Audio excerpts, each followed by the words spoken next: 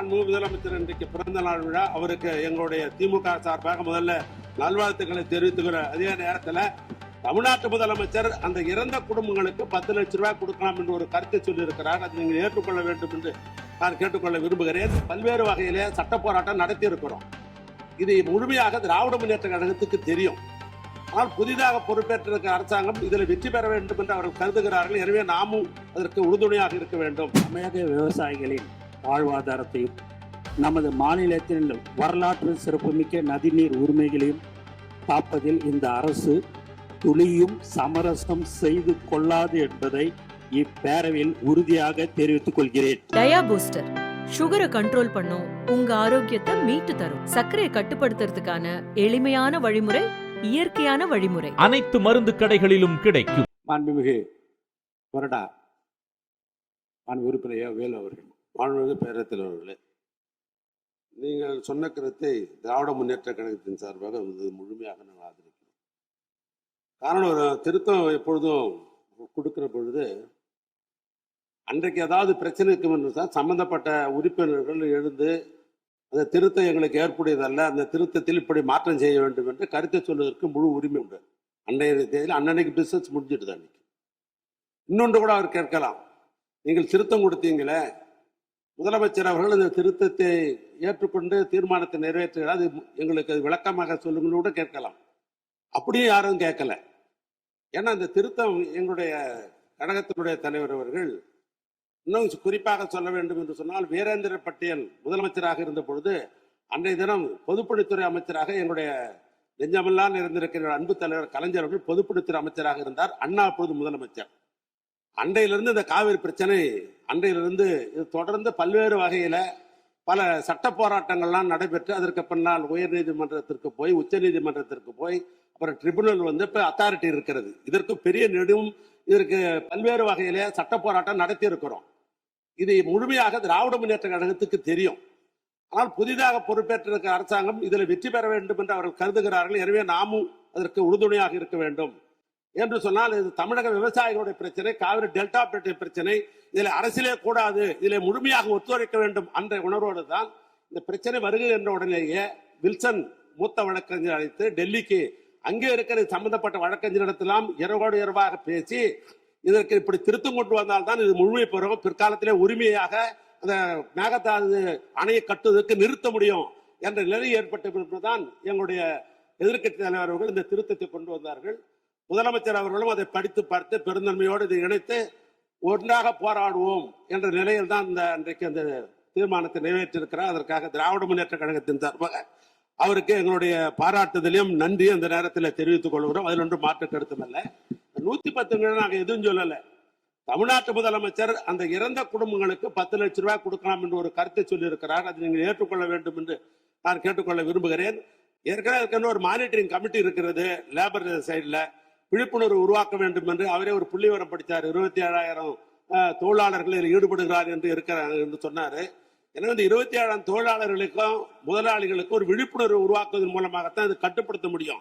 ஏன்னா ஒரு அரசாங்கம் எல்லா இடத்துலையும் தனியார் இடத்திலாம் போய் பார்க்க முடியாது. விழிப்புணர்வு உருவாக்க வேண்டும்.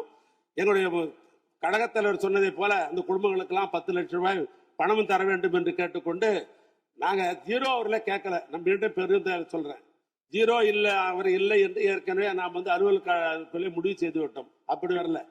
சில நேரங்களில் தமிழ்நாட்டில் நாம் எதிர்பாராத விபத்துகள் நடந்துவிடும். நம்ம யாரும் எதிர்பார்க்க மாட்டோம், ஆனால் நடந்துடும். அது அரசாங்கத்துக்கு கவனத்துக்கு கொண்டு வரணும். அது கவன ஈர்ப்பு தீர்மானம். நான் உங்ககிட்ட கொடுத்த விட கவன ஈர்ப்பு தீர்மானம் தான். அந்த கவன ஈர்ப்பு தீர்மானத்தில் அனுமதித்தான் கொஞ்சம் விவரமா சொல்லியிருப்போம். நான் அதனால தான் சொல்றேன், அது வேற ஒன்றும் அல்ல, குற்றச்சாட்டு அல்ல. நான் மீண்டும் சொல்லுகிறேன், குற்றச்சாட்டு அல்ல. அரசாங்கம் கவனத்துக்கு கொண்டு வருகிறோம். எங்களுடைய கழகத்தலைவர் கேட்டதை போல அந்த குடும்பத்திற்கு 10 லட்சம் ரூபாய் பணம் முதலமைச்சர் அவர்கள் தர வேண்டும். மீண்டும் சொல்லுகிறேன், எங்களுடைய தலைவர், எங்களுடைய சட்டமன்ற உறுப்பினர் அத்தனை பேரும் சார்பாக மாண்புமிகு முதலமைச்சர் இன்றைக்கு பிறந்த நாள் விழா. அவருக்கு எங்களுடைய திமுக சார்பாக முதல்ல நல்வாழ்த்துக்களை தெரிவித்துக்கிற அதே நேரத்தில் இந்த தொழிலாளர் குடும்பங்களுக்கெல்லாம் பாதிக்கப்பட்ட குடும்பங்களுக்கு ஒரு 5 லட்சம் ரூபாயும், இறந்த குடும்பங்களுக்கு 10 லட்சம் ரூபாய் பணமும் முதலமைச்சர் அறிவிக்க வேண்டும் என்று திராவிட முன்னேற்ற கழகத்தின் சார்பாக மாண்பு உறுப்பினர் வந்து 55 விதியின் கீழ் சொன்ன என்ன சொல்றேன், இந்த விதி அந்த விதி என்றில்லாமல் நீங்கள் சொல்லுகிற இந்த கருத்தை எப்போதுமே நம்ம காலையில் வந்த உடனே இந்த 55 விதியின் கீழே கவன ஈர்ப்பு தீர்மானம் கொடுக்கிறேன் என்று அவசரப்படுத்தாமல் இதே இப்போ பாருங்க, இப்போ நீங்கள் பேசுனீங்க, உங்களுக்கு நேரம் கொடுக்கப்பட்டது, அந்த நேரத்தில் பயன்படுத்தி அதை உங்கள் கோரிக்கையை வைத்தீர்கள். இப்படி உங்களுக்கு என்று வாய்ப்பு தருகிற போது அந்த பிரச்சனையை சொல்லுங்கள், தகுந்த விதத்தில் பதில் சொல்வா என்று தான் நான் காலையிலிருந்து சொல்லிக் கொண்டிருக்கிறேன். அடுத்து நீங்கள் உறுப்பினர் நீங்கள் பேச முடியும், இருங்க நான் கேட்டுருங்க. உங்களுடைய உறுப்பினருக்கு பேச வாய்ப்பு இருக்கிறது, பேசுகிற போது தான் பேச முடியுமே தவிர இந்த பிரச்சனை குறித்து விவாதத்துக்கு இடமில்லை. மாண்புமிகு அமைச்சர் ஆன ஊரக வளர்ச்சித்துறை மற்றும் நீர்வளத்துறை அமைச்சர் அவர்கள் விளக்கம் அளிப்பார்கள். மாண்புமிகு முதலமைச்சர் அவர்களே, காவிரி நதிநீர் விவகாரத்தில் தமிழக விவசாயிகளின் வாழ்வாதாரத்தையும் நமது மாநிலத்தின் வரலாற்று சிறப்புமிக்க நதிநீர் உரிமைகளையும் காப்பதில் இந்த அரசு துளியும் சமரசம் செய்து கொள்ளாது என்பதை இப்பேரவையில் உறுதியாக தெரிவித்துக் கொள்கிறேன். கர்நாடகாவின் தற்போதைய முதலமைச்சர் அவர்கள் மேகதாது பிரச்சனையை சமீபத்தில் எழுப்பிய உடனேயே மாண்புமிகு தமிழக முதலமைச்சர் அவர்கள் 25/5/2026 அன்று அரசு தலைமை வழக்கறிஞர், உச்ச நீதிமன்ற மூத்த வழக்கறிஞர் மற்றும் உயரதிகாரிகளுடன் ஆலோசித்து இப்பிரச்சனையை குறித்து எடுக்க வேண்டிய நடவடிக்கைகளை பற்றி அறிவுறுத்தினார்கள். அத்துடன் நிற்காமல் நமது மாண்புமிகு முதல்வர் அவர்கள் அடுத்த நாளே 26/5/2026 தனது கடிதத்தின் வாயிலாகவும் 27/5/2026 அன்று மாண்புமிகு இந்திய பிரதமர் அவர்களை நேரில் சந்தித்து மேகதாது திட்டத்திற்கு எவ்வித அனுமதியும் அளிக்க வேண்டாம் என மீண்டும் வலியுறுத்தினார்கள். மாண்பு தமிழக முதல்வர் அவர்கள் 25/5/2026 அன்று உத்தரவிட்டதின் அடிப்படையில் தமிழ்நாடு அரசு சார்பாக புதுடெல்லியில் உள்ள தேசிய பசுமை தீர்ப்பாயத்தின் முதன்மை அமர்வில் மேகதாது திட்டத்தை எதிர்த்து 27/5/2026 அன்று ஒரு மனு தாக்கல் செய்யப்பட்டுள்ளது.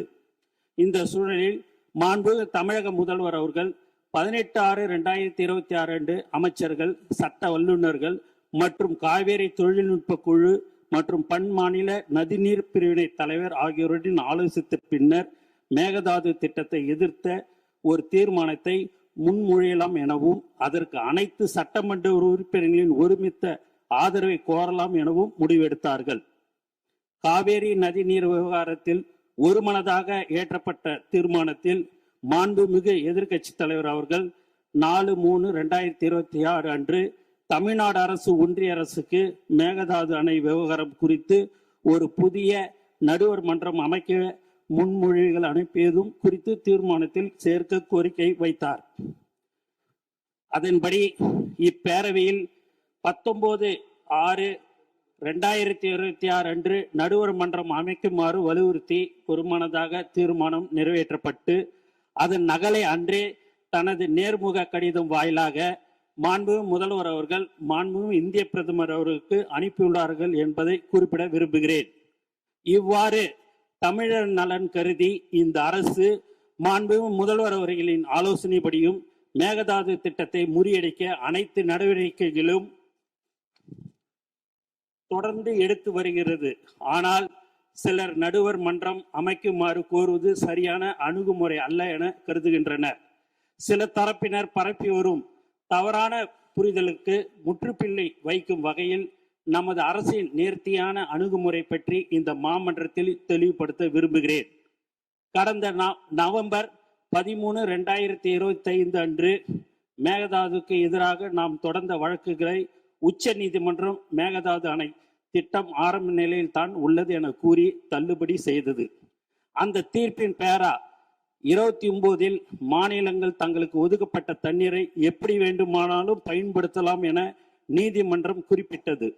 இதை தங்களுக்கு சாதகமாக பயன்படுத்தி கர்நாடகாவோ அல்லது கேரளாவோ தன்னிச்சையாக புதிய அனுமதிக்கப்படாத திட்டங்களை கையில் எடுத்துவிடக்கூடாது என்பதில் நாம் உறுதியாக இருந்தோம். டிசம்பர் 2025 ஒன்றிய அரசு தன்னிச்சையாக காவேரி நீர்வள திட்டங்களை மதிப்பீடு செய்வதற்கான வழிகாட்டுதலை வெளியிட்டது. மேலும் கடந்த மே 2026 நாளிட்ட ஒன்றிய ஜல் சக்தி அமைச்சகத்தின் கடிதம் மூலம் மத்திய நீர்வள ஆணையம் CWC கர்நாடகாவின் மேகதாது திட்ட அறிக்கை டிபிஆர் மீது தனது தொழில்நுட்ப கருத்துக்களை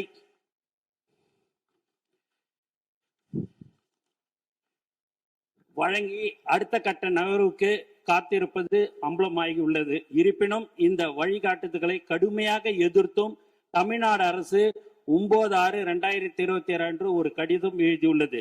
இந்த சூழ்நிலையின் தீர்வை கருத்தில் கொண்டு ஏற்கனவே குறிப்பிட்டவாறு நமது மாண்பு முதலமைச்சர் அவர்கள் அண்மையில் 27/5/2026 மாண்புமிகு இந்திய பிரதமர் அவர்களை நேரில் சந்தித்து மேகதாது அணை விவகாரம் குறித்த தமிழ்நாட்டின் நியாயமான கவலைகளை குறிப்பிட்டு கோரிக்கை மனு சமர்ப்பித்துள்ளார்கள். தமிழ்நாட்டின் ஒப்புதல் இல்லாமலும் நடுவர் மன்ற தீர்ப்புக்கு முரணாகவும் மேகதாது பகுதியில் எந்த ஒரு கட்டுமான பணிகளும் அனுமதிக்க கூடாது என்று அக்கோரிக்கையில் மிகவும் வலியுறுத்தி கேட்டுக்கொள்ளப்பட்டுள்ளது. 2018 உச்ச நீதிமன்ற தீர்ப்பின் மூலம் தமிழ்நாட்டிற்கு உறுதி செய்யப்பட்ட 50% நம்பகத்தன்மை கொண்ட 740 டிஎம்சி தண்ணீர் பங்கீட்டை எந்த ஒரு புதிய நடுவர் மன்றமும் மாற்ற முடியாது.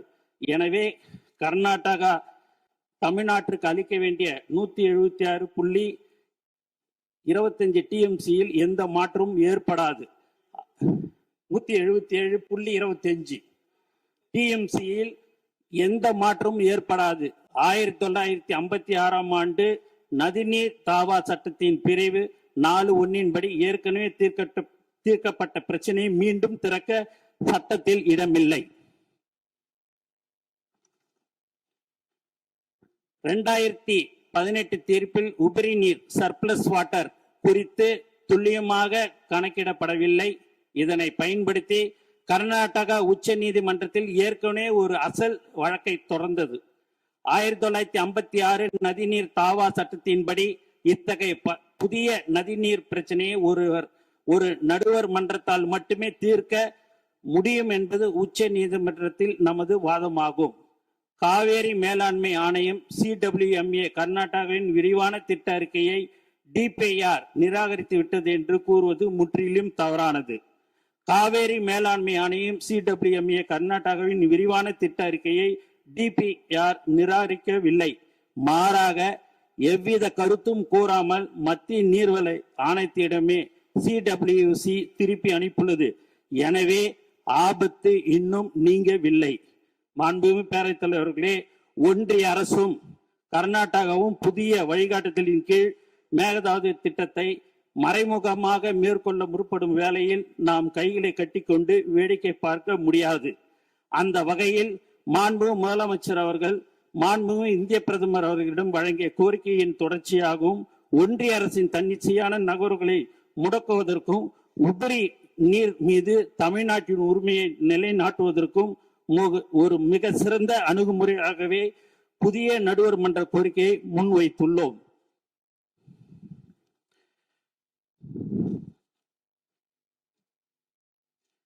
புதிய நடுவர் மன்றம் அமைவதால் தமிழ்நாட்டிற்கு எந்தவித பாதிப்பும் ஏற்படாது என்பதை இப்பேரவைக்கு மிக உறுதியுடன் தெரிவித்துக் கொள்கிறேன்.